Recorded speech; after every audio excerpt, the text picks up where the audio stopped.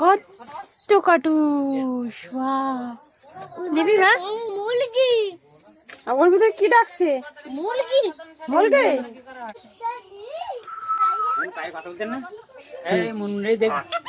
তুই ভাত খাবি হ্যাঁ কথা বলতে কেন তাই তো একটু কথা বলো একটু একটু হাঁড়ি টাকা তা বসি বল একটু বসি